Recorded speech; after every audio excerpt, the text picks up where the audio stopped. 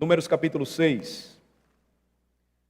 Eu havia prometido aos irmãos, da última vez que estudamos o livro de Números, que trataria com vocês os versículos finais, a partir do versículo 22, que registra a bênção araônica, ou a bênção sacerdotal, separado da lei do Nazireu, onde nós tratamos do preço do discipulado ensinado aqui nessa lei. Ou seja, a lei do Nazireu ensinaria a todo israelita e posteriormente a todo cristão de que o serviço a Deus ele é voluntário, que cada um, salvo pela graça do Senhor, tem a oportunidade de colocar os seus dons e talentos a serviço do reino. Lembrem-se que naquele contexto, quem nascesse na tribo de Levi e fosse descendente de Arão não tinha essa escolha. Ele seria um sacerdote ou ele seria um levita. Ele estaria envolvido nesse serviço, mas a lei do Nazireu permitia, tanto a homens como a mulheres, um serviço voluntário, em diversas áreas do serviço a Deus, por meio de um voto. Esse voto, ele era temporário e ele deveria ser cumprido por meio de obrigações ou leis estabelecidas pelo Senhor, mas ele também poderia ser ad eternum, ou seja, para todo sempre, se assim o crente decidisse fazê-lo. Então, isso ensina muito a gente sobre o preço do discipulado, ou o custo de ser um verdadeiro discípulo do Senhor. O final do capítulo 6, então, vai tratar sobre a bênção araônica. E o que é que nós devemos olhar aqui introdutoriamente, antes mesmo de sua leitura? Primeiro, observem o seu contexto. Antes que esta bênção fosse dada, os filhos de Israel deveriam estar reunidos, e eles estavam, de fato, e se preparando para partir em uma jornada perigosa pelo deserto. Muitos deles iriam morrer no deserto, tombariam lá. Eles seriam atacados por inimigos de toda a espécie, homens, animais peçonhentos, animais selvagens. Eles também deveriam enfrentar sede e fome, divisão e dissensão. E antes de começarem esta longa e difícil jornada, perigosa e desafiadora, Deus então iria adiante deles com a sua bênção. Esse é o contexto aqui de número 6, a partir do versículo 22. E notem, nada teria sido mais reconfortante para o povo de Deus do que a garantia de que naquela jornada eles estariam sob a bênção de Deus. E isso por si só, em toda a história do livro de Números, é repetidamente lembrado, porque o povo de Deus também seria tentado a duvidar. Quando você estuda sobre a bênção sacerdotal, onde Deus diz, olha, vocês estão prestes a enfrentar tudo isso, mas eu vou estar com vocês e eu vou abençoá-los, vou guardá-los, eu vou fazer brilhar a minha luz, ou a luz do meu rosto sobre vocês, ou seja, sinal de aprovação. Portanto, não duvidem, a questão é, quem poderia duvidar de Deus diante de uma palavra dada por Ele? Bem, os israelitas fariam isso. Seriam tentados a fazer isso, e fariam de fato. Eles duvidariam, por vezes, do propósito de Deus em abençoá-los. E aqui está uma grande ironia da vida do crente. Nós também enfrentamos esse mesmo problema diariamente, quando somos desafiados em nossa caminhada. O paradoxo, como nós vimos hoje em João capítulo 11, mais uma vez, Evangelho e Antigo Testamento se encontram. O crente, ao mesmo tempo, é confiante e é vacilante. Ele revela firme convicção e, ao mesmo tempo, por vezes, ele vacila. Então, antes mesmo de partirem, o que é que Deus diria a eles por meio de Arão? É como se Deus estivesse dizendo assim para eles, olha, deixe-me deixar uma coisa perfeitamente clara para vocês. Quem está indo com vocês é o Senhor, quem não mente. Deus estava dizendo, Deixe-me lembrar a vocês algo perfeitamente claro. E então, a bênção de Deus foi anunciada sobre o seu povo. Se eles pudessem crer nisso, quão diferente teria sido a história do livro que narra a caminhada do povo de Deus no deserto.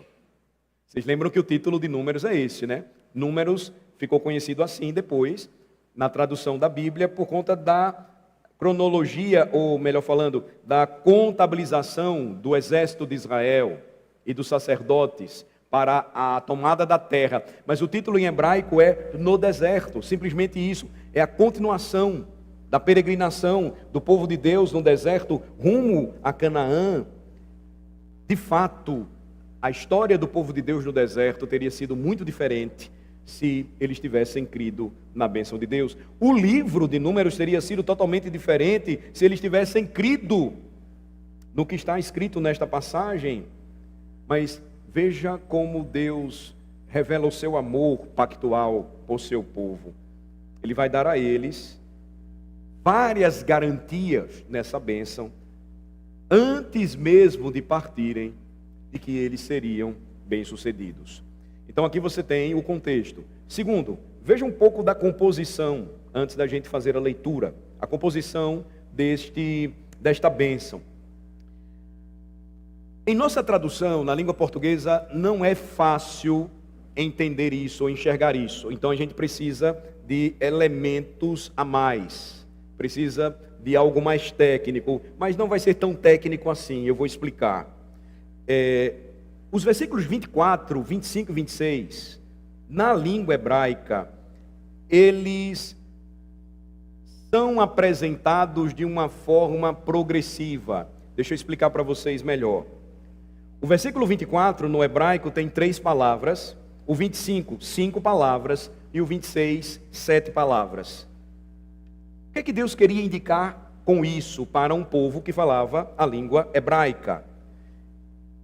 Que à medida em que a bênção fosse anunciada por Arão, a bênção de Deus, o israelita, ao ouvi-la e depois lê-la, veria um aumento desta bênção, de 3 palavras para 5 palavras, para 7 palavras. Uma expansão, ou seja, da primeira bênção para a segunda até a terceira, um aumento do volume das promessas abençoadoras de Deus, 3, 5 e 7, respectivamente. Agora, no versículo 24, na língua hebraica, você vai ter 12 sílabas, no 25, 14 sílabas, e no 26, 16 sílabas, ou seja, as sílabas, elas se expandem na língua hebraica. No versículo 24, você vai ter 15 consoantes. Há um detalhe na língua hebraica que muitos não sabem. A língua do povo de Deus, ela só contém em seu alfabeto consoantes. Não é como a nossa, que tem o A, tem o E, o I, o O e o U, distribuído entre as consoantes da língua portuguesa. Mas onde estão as vogais da língua hebraica? Elas estão embutidas nas palavras. Então, um pequeno judeu, uma pequena judia, quando crescia no meio do povo, sabia distinguir isso ouvindo.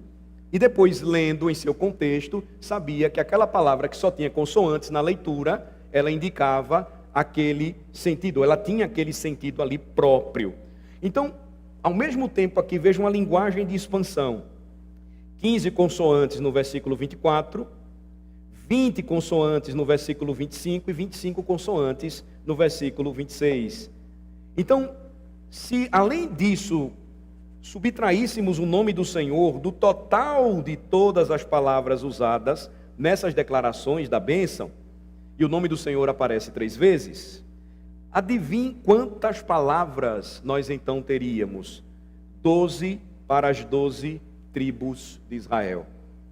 Então, há algo que nós aprendemos quando estudamos o capítulo 1 da nossa Confissão de Fé de Westminster a respeito da Sagrada Escritura. Deus revela a sua palavra e ao revelá-la, Ele faz isso de uma forma simétrica, estética, poética e artística. a beleza na Escritura, a sua unidade, a sua coesão, a sua coerência, a sua literatura. E como isso é bonito também, porque Deus não simplesmente lançou palavras, como Ele também não criou o mundo de qualquer maneira, mas Ele fez isso de forma bela, porque a beleza no mundo reflete a beleza da glória de Deus. Então, tudo isso transmitia, mesmo em sua forma, um impacto muito grande para quem lesse a bênção sacerdotal ou a ouvisse essa progressão, esse aumento ou esse volume da bênção de Deus. Último lugar, quanto ao seu conteúdo, veja que uma última coisa deve ser notada antes de lermos a passagem. Nós não temos aqui uma petição ou uma súplica, como costumeiramente fazemos em nossas reuniões da quarta-feira. Nas reuniões de oração, às quartas-feiras, nós sempre terminamos juntos orando e apresentando a Deus pedidos, súplicas, petições. Isso é algo bom de se fazer. Mas notem, aqui você não tem uma petição, mas é uma bênção. É um pronunciamento do favor de Deus sobre o seu povo. Observe que Deus aqui estava dizendo o seguinte: eu vou antes de vocês, eu vou precedê-los nessa jornada, e em todas as suas necessidades vocês irão viajar com a minha bênção. Agora, você poderia esperar que Deus tivesse ordenado a Arão, que esteve envolvido no episódio do bezerro de ouro, que anunciasse esta bênção para o povo? Antes que os filhos de Israel saíssem em sua jornada, suplicando, pedindo, peticionando a Deus para suprir as suas necessidades, e isso teria sido algo muito legítimo a se fazer. Ele poderia ter dito: Arão, faz uma grande oração de intercessão como sacerdote para o povo, e faz isso diante deles. Mas Deus não quis que isso fosse feito inicialmente. Mas antes que as necessidades dos israelitas fossem apresentadas por meio de seu sacerdote, o que é que nós aprendemos aqui? Uma lição importante para a gente. Deus sempre sabe do que precisamos antes de orarmos. Deus sempre precederá as necessidades do seu povo. E como Ele vai fazer isso? Com bênçãos.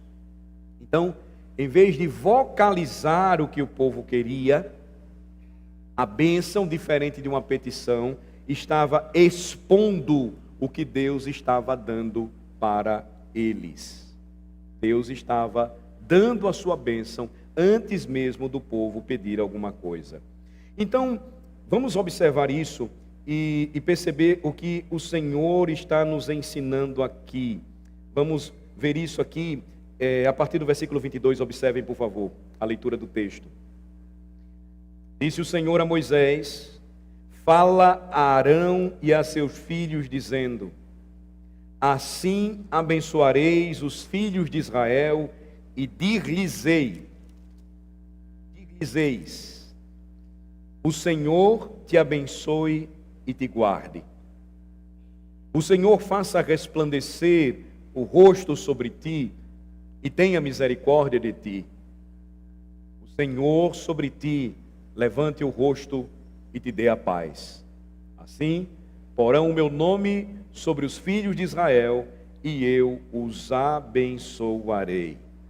Note, irmãos, que cada uma das cláusulas das bênçãos, nos versículos 24 a 26, começa com um movimento de Deus em favor de seu povo.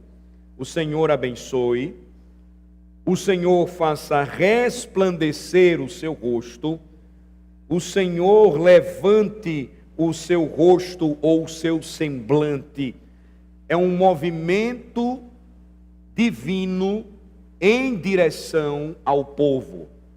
Mais uma vez, não que fosse errado que Deus mandasse Arão orar, não que fosse errado que o povo orasse, mas para que isso funcionasse bem na mente e no coração do israelita, Deus tomaria a dianteira, a iniciativa. Eu vou abençoar vocês antes mesmo que vocês me peçam alguma coisa. Não esqueçam disso. É o Senhor quem vai fazer isso por vocês. Então, a segunda cláusula, em cada parte desta bênção, ela vai falar da atividade do Senhor. Agora que Ele está se movendo em direção ao seu povo, agora que Ele está tomando a iniciativa de abençoar o seu povo, de fazer o seu rosto brilhar e levantar o seu semblante sobre eles, qual é a atividade que Ele fará por eles? O Senhor te abençoe e te guarde. O Senhor tenha misericórdia de ti, ou seja, seja gracioso para contigo. O Senhor sobre ti levante o rosto e te dê a paz. Então você tem proteção, você tem graça e misericórdia, você tem paz. É o Senhor que abençoa e então Ele se move em direção ao seu povo, cumprindo a sua bênção. Então você tem uma atividade específica do Senhor em favor de seu povo, e é isso que nós ouvimos quando lemos Números capítulo 6, a partir do versículo 22. Mas eu gostaria de tratar com os irmãos pelo menos 6 verdades esta noite, que nós podemos extrair do texto, que nos ensina algo sobre esta bênção e por que ela é tão extraordinária. E eu vou dizer com antecedência apenas para vocês se situarem e procurarem comigo à medida em que estivermos vendo isso. Primeiro, procure comigo nesta noite a fonte desta bênção. Segundo, procure também comigo o caráter corporativo e pessoal desta bênção. Terceiro, procure também, enquanto olhamos para Deus nesta bênção, o que Ele nos dá em termos de proteção. Quarto, procure comigo a graça e o perdão de Deus. Quinto, procure também a vigilância e a generosidade de Deus por seu povo. E sexto, a maneira como Deus imprime o seu nome em seu povo, marcando como seu. Veja que é interessante, e são detalhes preciosos da bênção sacerdotal. Então, em primeiro lugar, vamos tentar enxergar aqui a fonte desta bênção. Eu acredito que se torna lógico para nós quando nós entendemos o princípio que está por trás de tudo isso. Porque uma das verdades que fica clara nesta passagem é que Deus é a única fonte da única bênção que vale a pena o povo de Deus possuir. 3 vezes, irmãos, nesta passagem é enfatizado: o Senhor te abençoe e te guarde, o Senhor faça resplandecer o rosto sobre ti e tenha misericórdia de ti, o Senhor sobre ti levante o seu rosto e te dê a paz. Então você chega no versículo 27, e o que Deus diz novamente: então porão o meu nome sobre os filhos de Israel, e o enfático: então eu os abençoarei. O que é notável aqui? 5 vezes nesta passagem, Deus deixa bem claro que Ele, e somente Ele, é o único capaz de abençoar o seu povo. Ele é a única fonte da única bênção que vale a pena para o povo de Deus possuir. E observem, irmãos, especialmente à luz da resistência que por vezes nós temos de encontrar estas verdades nas páginas do Antigo Testamento. Que se os filhos de Israel, como eu disse introdutoriamente, tivessem compreendido apenas essa verdade de forma adequada, a história do livro de Números teria sido totalmente outra. Se eles tivessem simplesmente entendido isso: Deus é o doador, Ele é a fonte da bênção, nada que Ele não nos dá precisamos, mas o que Ele dá é tudo o que necessitamos. Se os israelitas tivessem compreendido essa única verdade, toda a história do livro de Números teria sido diferente. Mas nós não vamos nos tornar israelitas, é fato. A história da nossa vida seria diferente se entendêssemos o mesmo princípio, ainda que não fôssemos israelitas ou que não nos tornássemos israelitas. O princípio é o mesmo Deus que nós servimos é o Deus que libertou o povo de Israel da escravidão do Egito e havia dito, nessa peregrinação ou jornada até Canaã, eu vou abençoar vocês. A nossa vida seria bastante diferente se entendêssemos também que Deus é o único que dá a única bênção que vale a pena ter. Nossa vida seria outra. Deus está nos lembrando, irmãos, que nada, absolutamente nada, que vale a pena ter, Ele retém de nós. Mas também o que não precisamos, Ele não nos dá, porque Ele sabe do que precisamos. Tudo o que necessitamos, Jesus Cristo nos ensina, o Pai Celestial sabe que necessitamos, e Ele se preocupa com isso, e portanto Ele nos dá. E se realmente, irmãos, acreditássemos nisso, quão drasticamente diferente seria a nossa vida. A primeira coisa que faríamos é largar de lado a murmuração, ou a comparação com a vida dos outros, ou a ansiedade que nos leva a grandes preocupações. Tudo seria absolutamente diferente. A verdade é que passamos pela vida tantas vezes pensando, melhor falando, que o sentido para a vida e para a verdadeira satisfação está nos prazeres deste mundo. Que vida e satisfação virão para nós por meio do trabalho que nós estamos realizando ou do trabalho que nós desejamos ter. Que vida e satisfação elas virão a partir daquilo que possuímos. Que vida e satisfação virão da nossa popularidade ou da nossa fama diante dos homens. Vida e satisfação virão, e em sua mente vocês podem preencher a lacuna. Por meio de tantas coisas que na verdade não são de fato a razão que deveria preencher o nosso coração, nos ensinando o que é a verdadeira vida e satisfação em Deus. Estamos constantemente correndo de um lado para o outro e tentando preencher nossos corações de vida e satisfação em outro lugar. E nos esquecemos que o verdadeiro lugar para encontrarmos isso é sob a bênção de Deus. E se pudéssemos simplesmente, nesta noite, entender isso, que Deus é o doador de tudo, que Ele é a fonte de todo o bem, que Ele é o autor da única bênção que vale a pena ter, então seríamos preenchidos de fato com aquilo que daria maior sentido à nossa alma. E repito, dramaticamente isso mudaria a nossa perspectiva da vida cristã. A passagem de hoje nos ensina, irmãos, que o Senhor abençoa e porque Ele faz isso, ninguém mais pode fazê-lo. E também ninguém pode desfazer a bênção do Senhor sobre o seu povo. Ninguém pode tirar a bênção do Senhor. É Ele quem cuida de nós. E aí você vai perceber então que essa história ela se repete na trajetória do povo de Deus. Mais adiante a gente vai ver isso no livro de Números.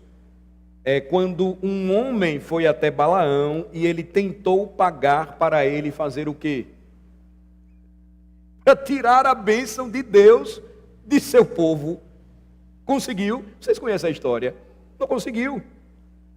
Na verdade, o que vai acontecer é que quem vai profetizar é uma mula e ela vai falar, de fato, lembrando que é impossível que se desfaça algo que Deus já estabeleceu para o seu povo. Ele não conseguiu fazer isso, porque ninguém pode tirar a bênção do Senhor de seu povo. Nenhuma bênção virá a nós que vale a pena, que o Senhor não tenha determinado nos dar. E essa primeira verdade, irmãos, então, encerra novamente com este reforço. Se nós apenas entendêssemos isso, a nossa vida radicalmente mudaria. Eu poderia fazer um sermão só sobre esse assunto, mas eu preciso seguir e caminhar com vocês para as outras considerações. Então, vem a segunda aqui.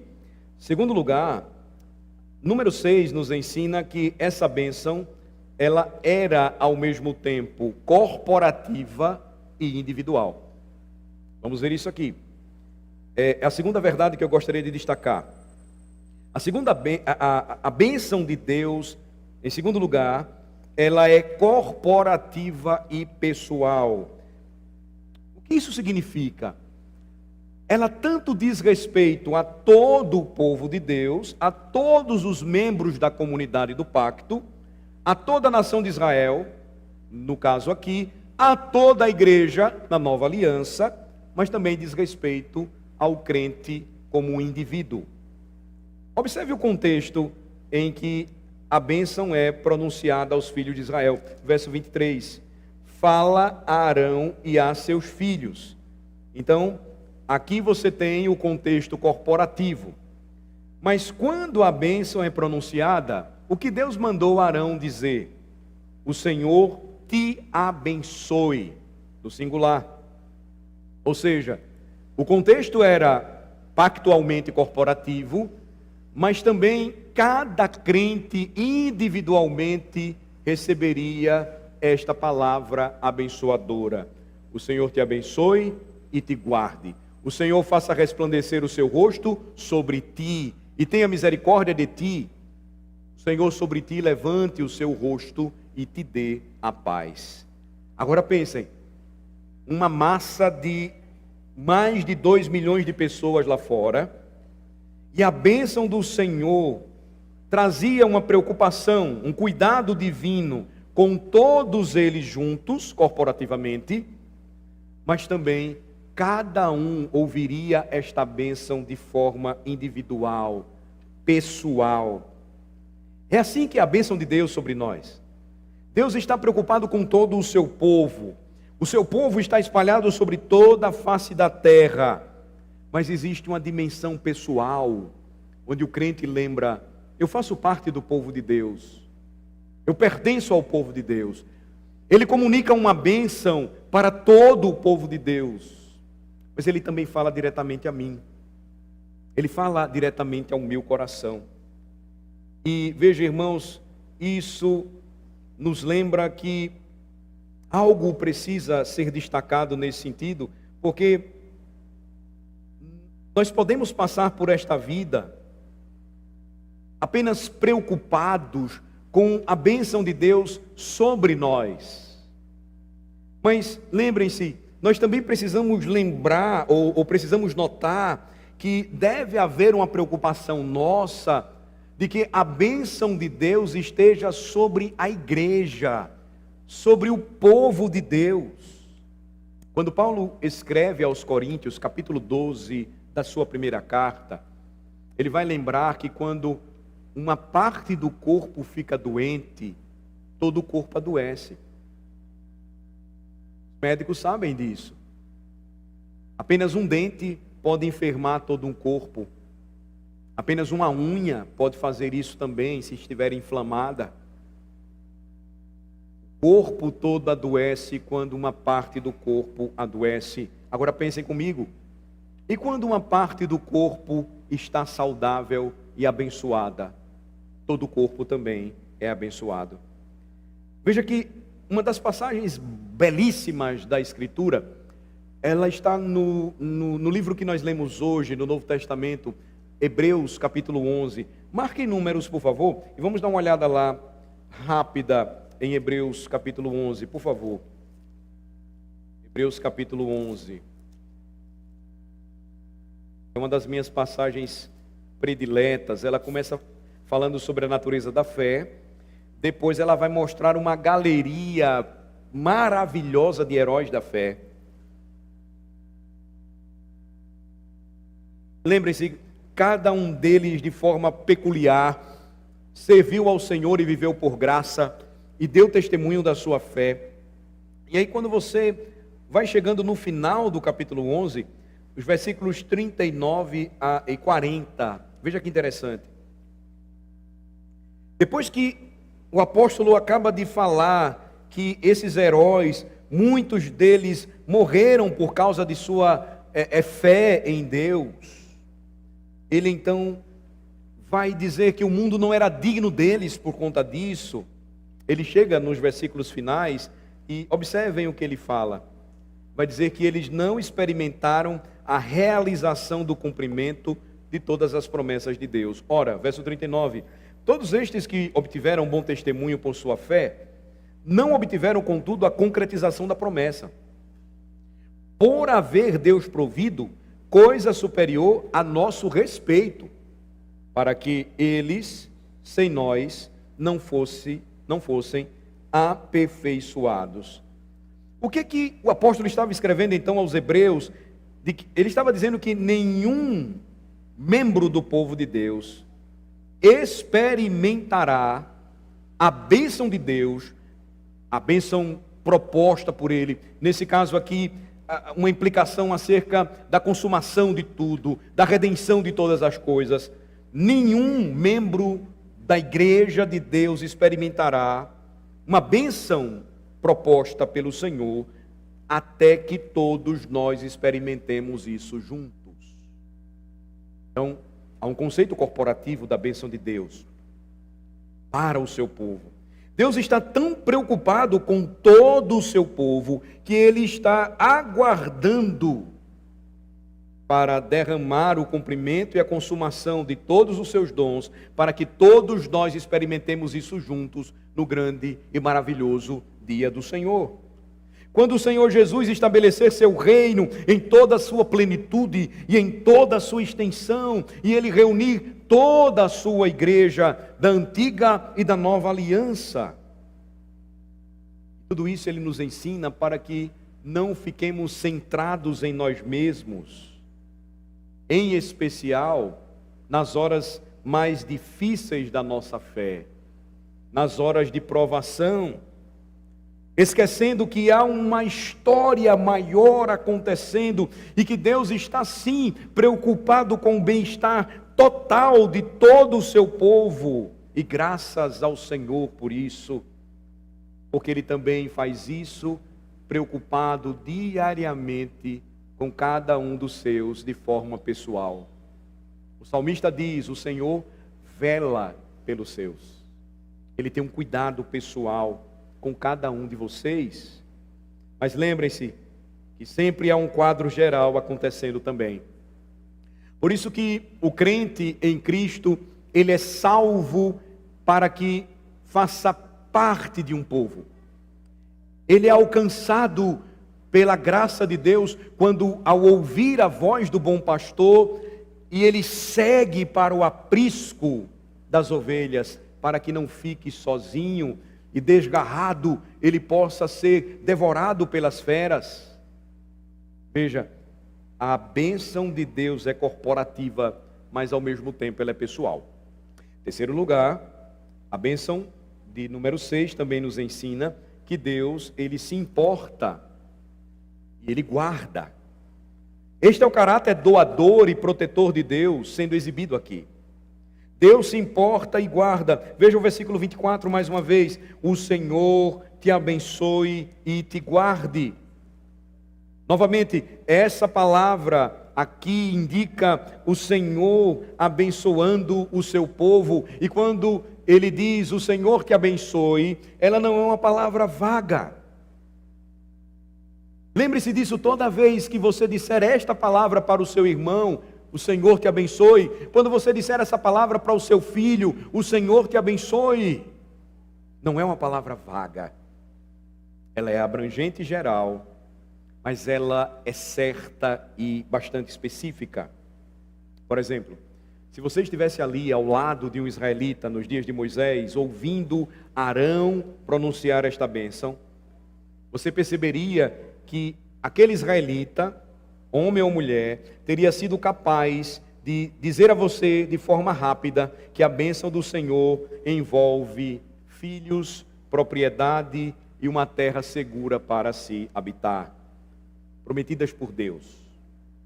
Envolve saúde e bem-estar, envolve intimidade com Deus por conta da sua proximidade em toda a vida do crente, até mesmo nos tempos de angústia. Então, o que esse conceito da bênção do Senhor indicava? Ensinava ao povo de Deus a respeito do cuidado de Deus para com ele, ou para com eles. Deus se importa com o seu povo e, portanto, Ele sempre dará aquilo que o seu povo precisa. Mas observe que Ele não apenas se importa, Ele também guarda. O Senhor te abençoe e te guarde. É assim que diz o verso 24. Então aqui você tem uma lembrança da proteção de Deus. É uma promessa dada por Deus de que Ele guardará e protegerá você até o último dia. Agora, qual a extensão de tudo isso? Ou até onde nós devemos crer nessa promessa? Qual o limite desta promessa para nós? Bom, eu poderia citar vários exemplos da história, mas me chama a atenção quando eu estudo a história da inódia protestante. A história dos hinos. Comece a buscar e a entender o que está por trás de cada uma dessas letras ou músicas. Por trás delas existe sempre uma história. Há um hino muito bonito. Ele ainda não foi traduzido para que a gente pudesse cantar no Brasil, e ele foi composto por um pastor luterano da Saxônia, no início da famosa Guerra dos 30 Anos. Então eu estou situando você aí no século 17. Seu nome era Martin Rinkart. E a cidade onde ele morou, na Saxônia, chamada de Eilenburgo, ela se tornou um refúgio naquele tempo da Guerra dos 30 Anos para fugitivos políticos e militares. Mas qual foi o resultado disso? Superlotação, doenças diversas, pestilência, por exemplo, e muita fome. Os exércitos inimigos invadiram a Eilenburgo pelo menos 3 vezes. E a casa daquele pastor, do Rinkart, era um refúgio para as vítimas, embora ele tivesse muita dificuldade naquele tempo para sustentar a sua própria família. Então, durante o auge de uma severa praga, em 1637, o único pastor sobrevivente na cidade de Eilenburgo foi Rinkart. Ele chegou a realizar em um só dia 50 funerais. Imagine, 50 funerais realizados por um homem apenas em um dia. Até o final da sua vida, aquele pastor realizou pelo menos mais de 40 funerais, só em 1637. Mais de 4 mil funerais, corrigindo. Imagine, apenas em um ano, mais de 4 mil funerais realizados por aquele pastor, incluindo o funeral da sua própria esposa. Bem, Rinkart foi um prolífico escritor de hinos protestantes e ele escreveu um famoso hino que traduzido seria por título Hoje te rendemos graças, nosso Deus. Ficou conhecido também como uma oração da mesa, porque era comumente cantado antes das refeições pelos cristãos luteranos.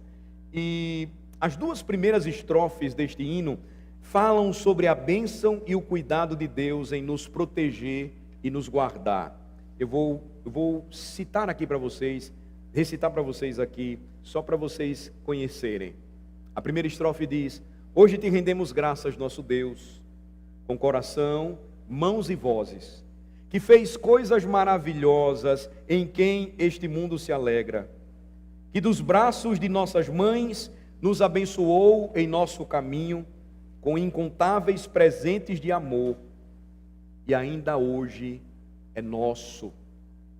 Segunda estrofe: que este Deus generoso por toda a nossa vida esteja perto de nós, com corações sempre alegres e paz abençoada para nos animar e nos mantenha em sua graça e nos guie quando estivermos perplexos. Mais de 4.000 funerais em um ano, incluindo de sua esposa. E nos livre de todos os males neste mundo e no vindouro. Esta é uma promessa dada pelo Senhor em sua palavra. E que o Senhor irá nos guardar e também nos proteger. E pense, irmãos, como isso seria tão importante para os filhos de Israel, rumo a um deserto perigoso, e quão relevante também seria esta bênção para nós, quando passamos pelo vale da sombra da morte, vivendo a nossa vida em um mundo caído, quebrado, cercado de inúmeros inimigos, poderes e principados, governantes contrários a Cristo e a Deus, forças mundiais das trevas, buscando peneirar a igreja como trigo, nos dobrando em nossa porta e esperando apenas a oportunidade de nos devorar. Como esta bênção, ela nos garante a certeza de que o Senhor, Ele nos abençoa, mas Ele também diz: eu vou guardar vocês, eu guardarei vocês. Quarto lugar, o Senhor, Ele também se deleita e perdoa. Veja que o Senhor faz isso quando, em sua bênção, Ele anuncia no versículo 25, o Senhor faça resplandecer o rosto sobre ti. Deleite, prazer em seu povo e em seus filhos, e tenha misericórdia de ti, para que não recebêssemos aquilo que merecemos, porque Ele é um Deus perdoador. Perceba o que Deus está falando aqui. Primeiro, você tem a imagem do deleite do Senhor em seu povo. Ele tem prazer em seu povo. É uma indicação de sua alegria por este povo, de sua satisfação por este povo. É uma indicação de sua presença com Ele, sua comunhão e sua aprovação. Eu serei o seu Deus, e vocês serão o meu povo. Observe que esta é a mesma cena que nos remete àquilo que nos dá muito prazer. Os avós sabem o que é isso, e aqueles que estão se preparando também para se tornarem avós, certamente experimentarão. É o deleite que um neto ele experimenta quando vê o prazer de seu avô em tê-lo em sua casa, em se alegrar com ele, em brincar com ele, dar coisas boas que ele gosta de receber. É mais ou menos a ideia do que está sendo dito aqui. O brilho do rosto de Deus, da luz de seu rosto sobre o seu povo, revela essa satisfação e esse prazer em nos receber, em nos abençoar. Lembre-se que esta foi uma experiência pessoal de Moisés. Moisés sabia o que era ter o favor de Deus sobre ele, de modo que quando ele desceu do Sinai, a Bíblia diz que o seu próprio rosto brilhava, sinal da bênção de Deus que se deleitou em seu servo. Os israelitas ficaram assustados com aquilo, eles cobriram o seu rosto, porque Moisés havia experimentado o favor de Deus, a sua aprovação, a sua afirmação, o seu encorajamento, o seu deleite e a sua comunhão. Deus teve prazer em receber Moisés em sua presença. Agora pense como isso foi importante para Moisés, porque durante todo o seu ministério, enquanto o seu rosto brilhava, ele teve que lidar com milhares de rostos que se fechavam contra ele. Milhares de rostos no meio do povo que não se deleitavam nele. E ele precisava lembrar constantemente que não era o seu trabalho desejar que o povo se deleitasse nele, mas era o seu trabalho cuidar de cada um deles para que eles encontrassem esse favor de Deus, o brilho do rosto de Deus. É o que a nossa geração mais precisa. Ela precisa de líderes que não temam o rosto dos homens quando buscarem agradar a Deus, mas que o seu propósito, a sua decisão, seja fazer a vontade de Deus, independentemente de caras feias. Chamou a atenção a expressão do presidente da República Americana, ou do presidente dos Estados Unidos da América, Donald Trump, quando corajosamente ele fez afirmações que honraram a Deus, sem nenhum medo da tolerância dos intolerantes do nosso tempo. Ele disse, afirmando categoricamente o que diz a palavra de Deus: só existem 2 gêneros, ponto final. Não há por que se acovardar, se a luz do rosto de Deus está brilhando sobre nós, pois o nosso propósito é fazer a vontade do Senhor. O que Moisés mais buscava é que o deleite do povo fosse perceber o deleite do Pai por eles, para que ele pudesse servi-los de forma melhor. Ele precisava buscar ensiná-los que o deleite ou o favor de Deus só será encontrado por nós quando nós buscarmos fazer a vontade de Deus. Isso é muito importante para a gente hoje, irmãos. Veja, não faz muito tempo, John Piper, ele escreveu algo sobre isso. Veja a pergunta que o Piper fez: você oraria comigo para que centenas entre nós aceitassem ser odiados por amor? Ele continua: se o seu motivo motriz nesta vida é ser amado e querido, você descobrirá que é quase impossível ser um crente. Missionários são pessoas que decidiram ser amados por Deus e decidiram que ser amado por Deus é o suficiente para permitir o amor. Ele conclui: não precisamos buscar a aprovação, a simpatia e a afirmação dos outros. Pode parecer bom, mas não é essencial.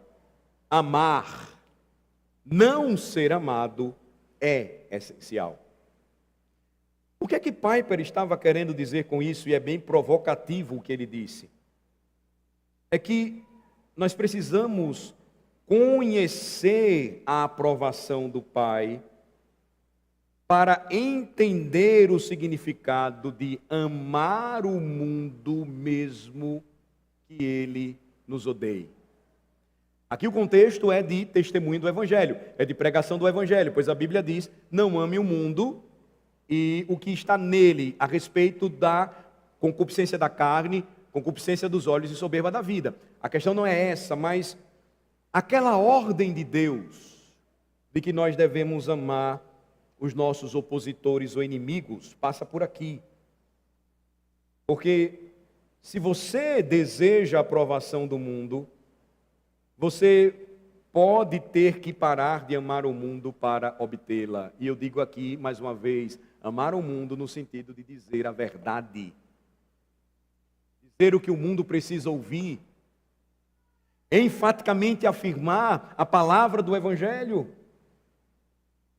Se você parar de amar o mundo, exceto da maneira que Deus o chama para amá-lo, amá-lo no sentido de dizer a verdade, de dizer o Evangelho, se você parar de fazer isso, então você não vai fazer a vontade de Deus. Por que razão? Vivemos em uma sociedade tolerante, que de fato é muito intolerante. E uma das coisas que a nossa sociedade tolerante não tolera são pessoas que se levantem para dizer: só existe uma solução.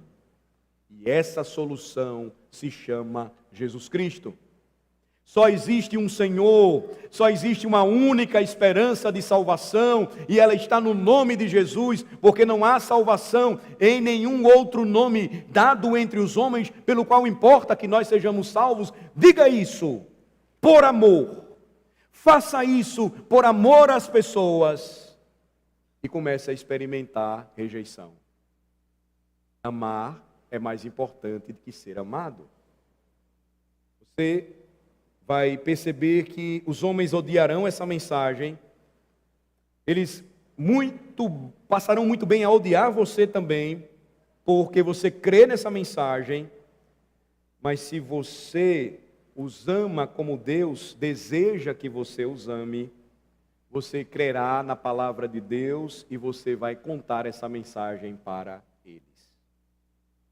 A única maneira de fazer isso é se você deseja, tem anseio pelo deleite do rosto de Deus, mais do que deseja o deleite do rosto do mundo sobre si.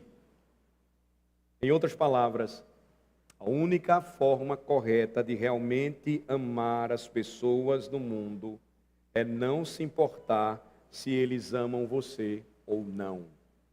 Moisés enfrentou grande prova ao conduzir um povo muito numeroso, que por vezes virou o seu rosto para ele, mas não com um semblante de paz e de bênção, mas de murmuração, rejeição. Por mais de uma vez pediram, nos deixe voltar para o Egito, porque lá é melhor. Era mentira. Mas eles preferiam, em sua reclamação, a mentira ao invés da verdade. Moisés perseverou. Quando Deus cansou do povo e decidiu destruí-lo, Moisés intercedeu. E ele preferiu fazer o que Deus mandava fazer, porque isso revelaria maior amor por aqueles que nem sempre iriam amá-lo.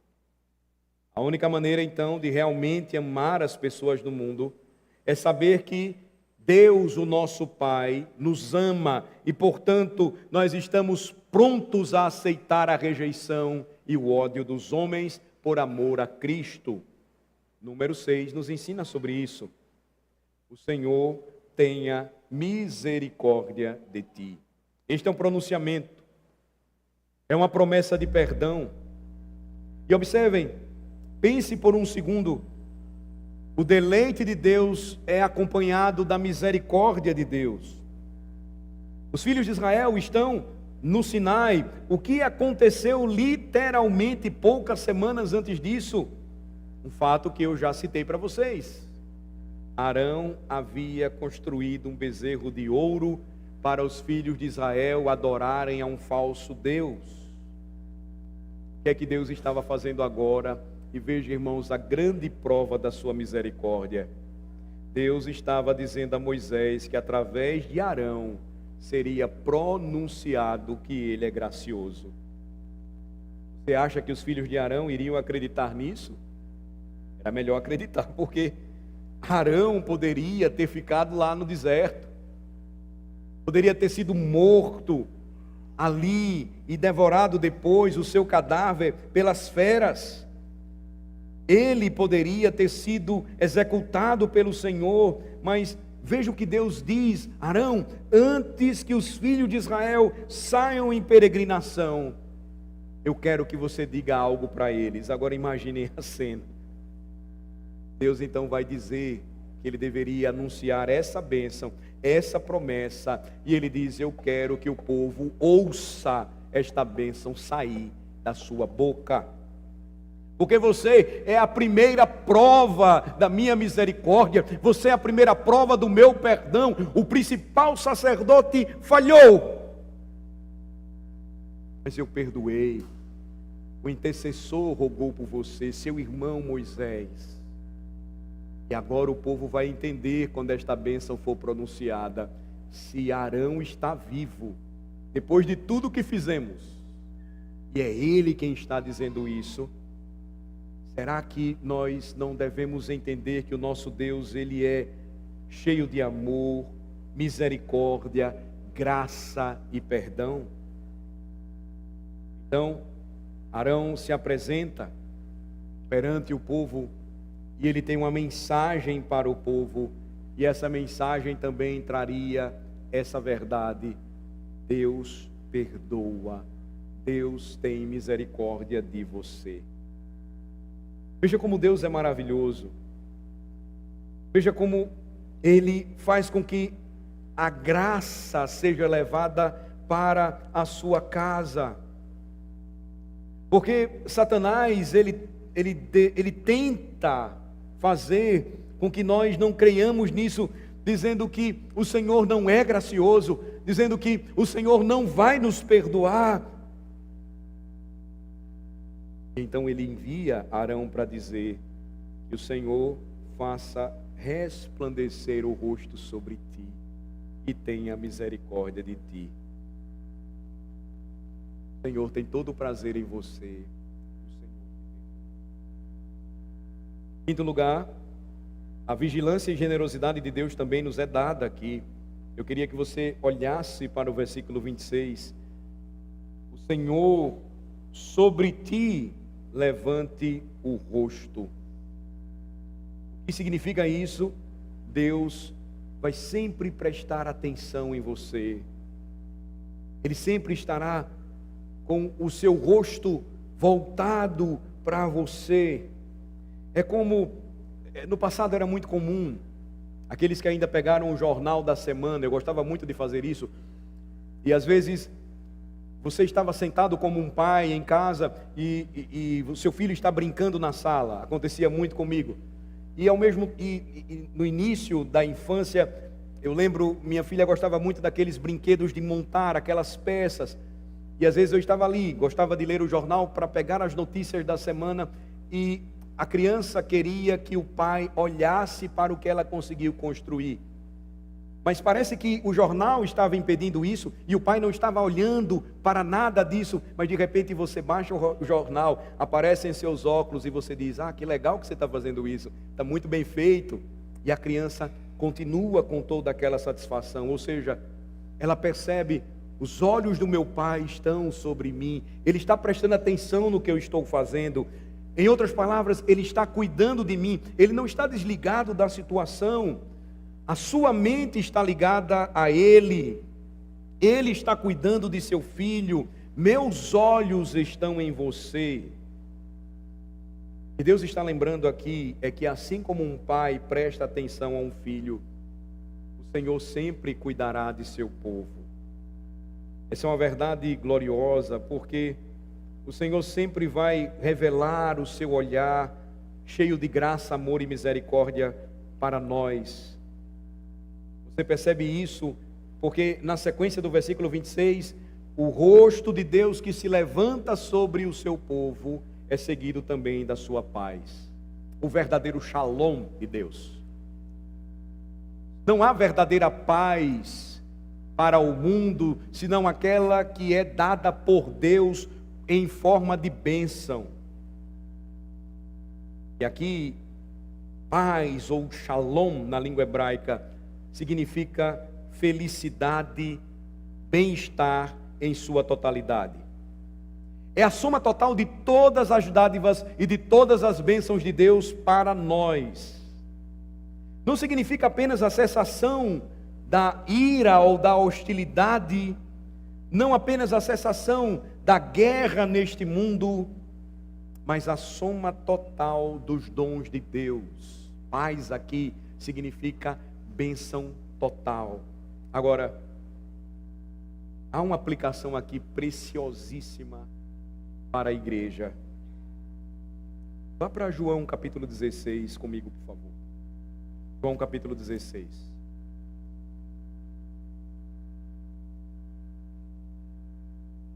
Você deve lembrar dessa passagem.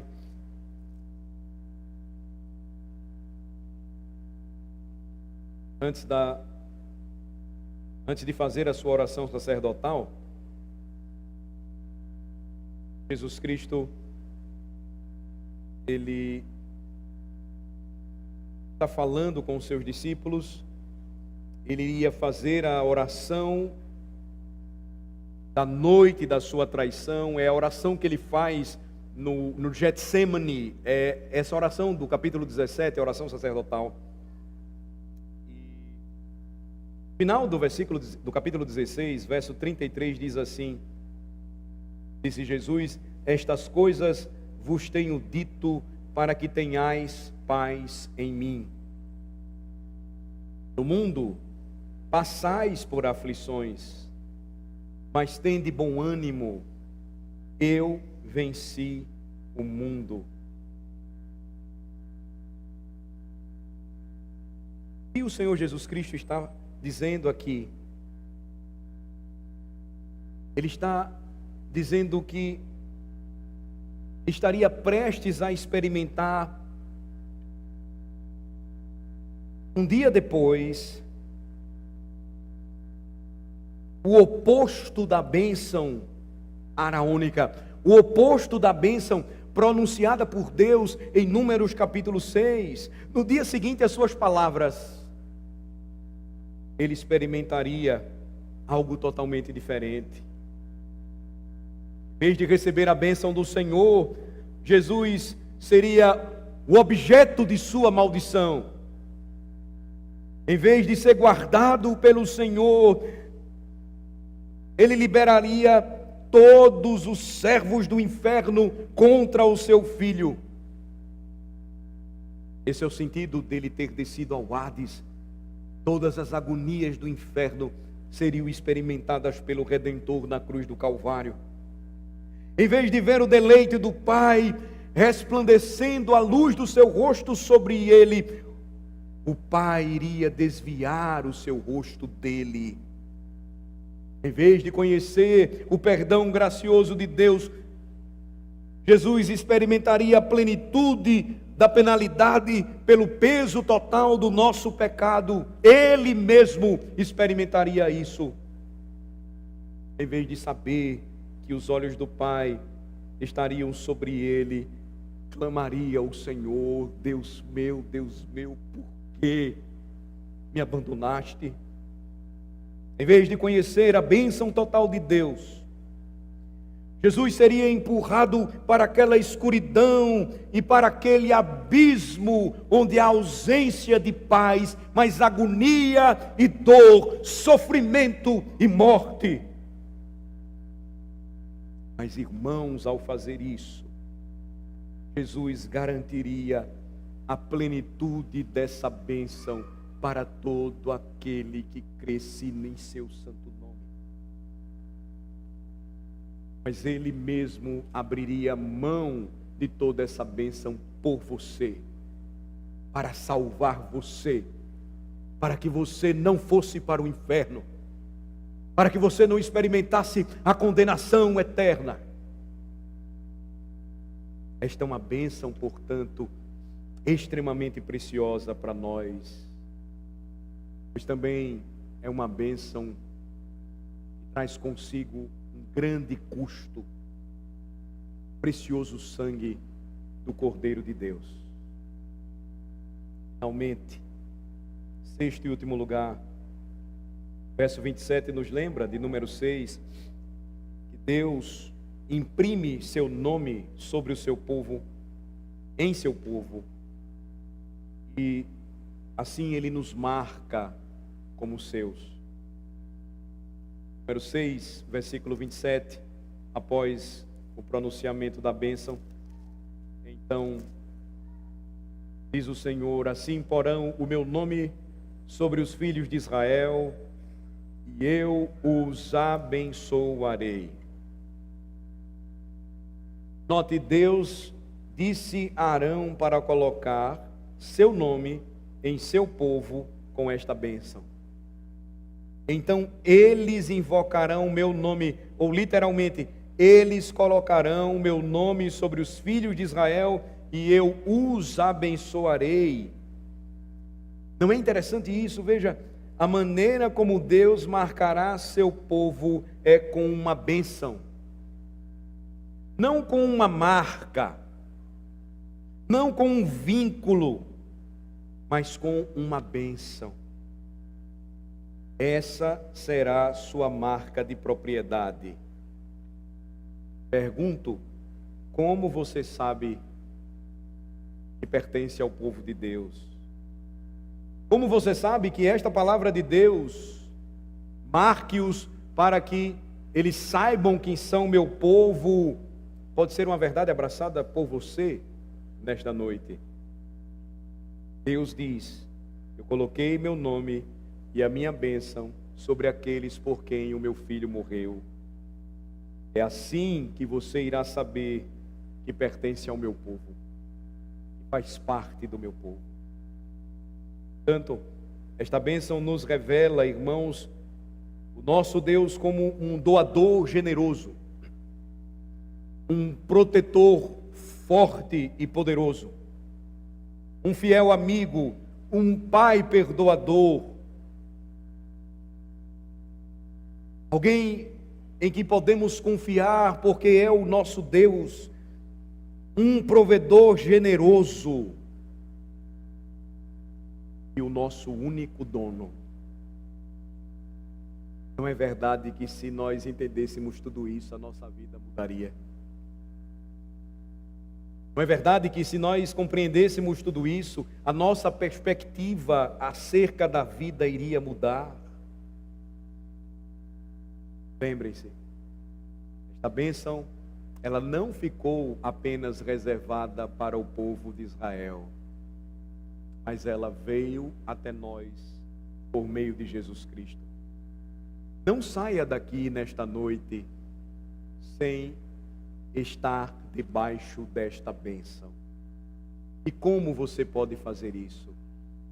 Creia naquele que experimentou o contrário de toda essa bênção, por amor ao seu povo, morrendo por você e por seus pecados, para que você pudesse experimentar aquilo que Arão diria e seria repetido por gerações pelos ministros de Deus.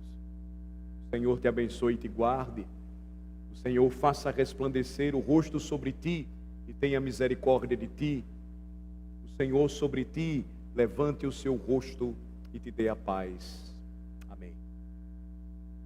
Senhor, nós te agradecemos por tua palavra. O que rogamos a ti, Senhor, é que a tua palavra ela produza frutos em nosso coração, em nosso meio, nos fazendo lembrar que vivemos debaixo da tua bênção e não há nada melhor do que isso.